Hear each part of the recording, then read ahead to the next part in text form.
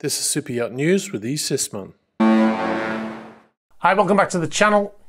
The captain of a dive boat that caught fire off the coast of Southern California in 2019 with 33 passengers on board was found guilty by a federal judge on Monday on one count of a little-known manslaughter offence.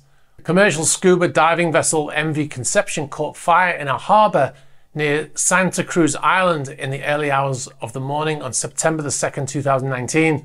Now, all of the 33 passengers were sleeping below deck. Now, the captain escaped as well as 4 of his crew. However, none of those passengers survived. The fire also killed 1 crew member. Now, Captain Jerry Boylan was found guilty by a federal jury on Monday on one count of an offence known as Seaman's manslaughter. Prosecutors say the captain successfully escaped along with 4 members of the crew without trying to help the rest of the people on board.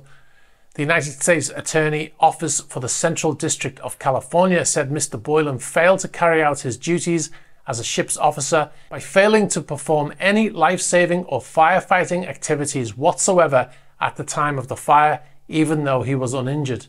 A sentencing hearing is scheduled for February, and the release said Mr. Boylan could face up to 10 years in prison. Now, the New York Times said that the accident was one of California's worst maritime disasters and prompted the United States Coast Guard to issue new fire safety rules for small boats. It also led to a flurry of litigation, including a petition by the Conception's owners seeking exoneration of financial liability and a wrongful death lawsuit from the victims' families arguing that the Coast Guard failed to perform adequate inspections of the vessel. Mr. Boylan was charged with a 19th century law that was instituted as a response to deaths on board steamships. His lawyer, a public defender, argued in court that the owner of the vessel and not the captain was responsible for the accident. The Associated Press reported on Monday that Mr. Boylan is the only person who has faced criminal charges connected with the fire.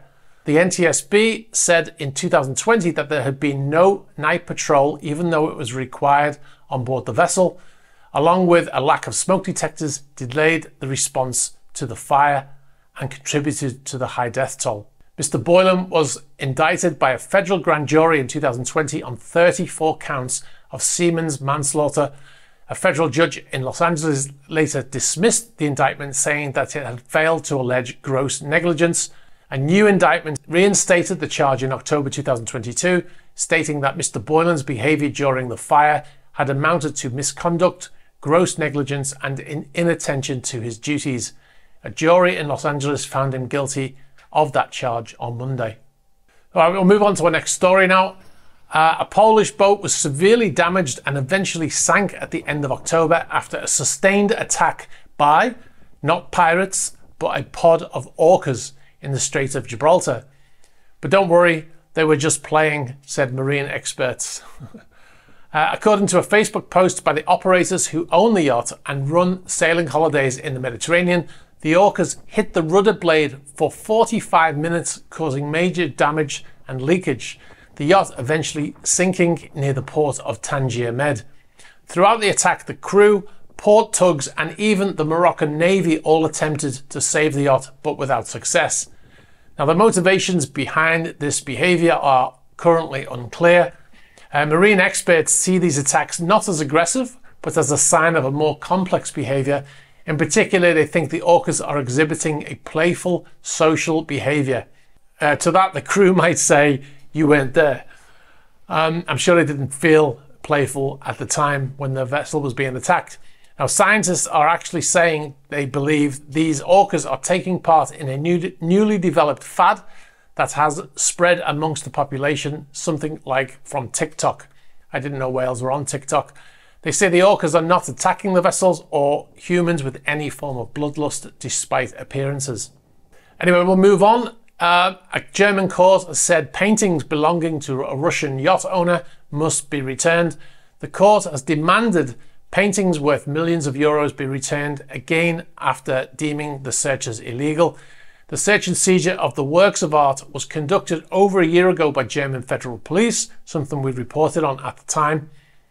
Included in that seizure were a number of paintings, including one by Marc Chagall, from properties in Tegernsee in Germany, and from onboard his 156 metre or 511 foot mega yacht Dilbar, which is being stored at the Lursen facility. I think it's at the Lursen headquarters. The court saying that the seized items must be handed over to the last custodial holder. Now, a spokesman for the Frankfurt Public Prosecutor's Office confirmed on request that the decision of the investigating judge had been made at the end of October. However, it's questionable whether it will actually lead to the items having to be returned. This is because the Munich Public Prosecutor's Office is investigating other offences, while the district court in Frankfurt had already decided in May that the raid of the 2 villas and the yacht were illegal. The search decision from Munich has so far been in place. Now, Mr. Usmanov is being investigated on suspicion of tax evasion of multiple millions of euros, money laundering and other property crimes. The entrepreneur, who is now supposedly in Uzbekistan, is on the European Union sanctions list for the Russian war in Ukraine. The EU statements that Usmanov is a Kremlin-friendly oligarch who maintains particularly close ties to the Russian President Vladimir Putin, and he is considered one of the oligarchs particularly favoured by Putin. Usmanov has filed lawsuits in the EU saying the sanctions are illegal, but has so far lost those cases. Alright, so we've got a photograph in from Dubai. This photograph shows motor yacht Madame Goo out of the water. It looks like she's in dry dock, maybe having her hull painted, probably some other jobs as well. The yacht has been laid up in Dubai since the invasion of Ukraine. Initially, the vessel was at anchor. We reported on at the time the vessel had left the moorings in Dubai and turned off the AIS. It later transpired that the vessel was just sat out at anchor. You are required to have your AIS on when at anchor. But the vessel eventually returning back to the marina in Dubai with a minimal crew hooked up to mobile generators placed on the dock. The yacht is owned by Andrew Scotch, although ownership is buried. However, a set of leaked files from an offshore law firm in 2017 named the Paradise Papers says he is the owner.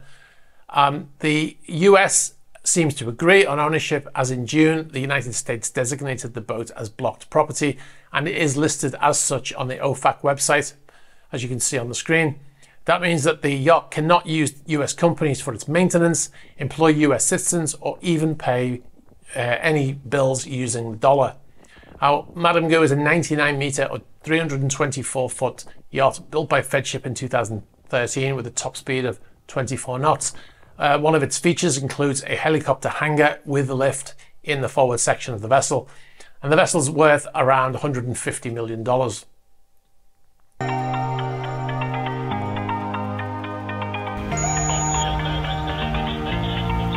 What I'm going to be doing in this series of vlogs is recording the journey across the Atlantic.